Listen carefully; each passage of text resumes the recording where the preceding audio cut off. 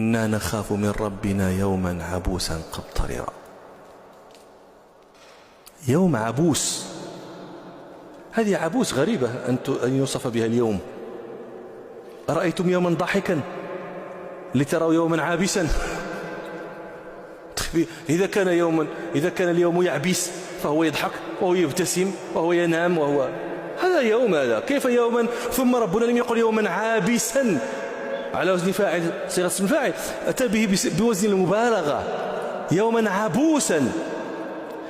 تدرون لماذا كان اليوم عبوسا؟ لكثرة من يعبس فيه، لكثرة الوجوه العابسة فيه، حتى كأن اليوم نفسه صار عابسا، وإنما هي وجوه الذين يعبسون فيه. نسأل الله ألا تكون منا وجوههم. إننا نخاف من ربنا يوما عبوسا قمطريرا.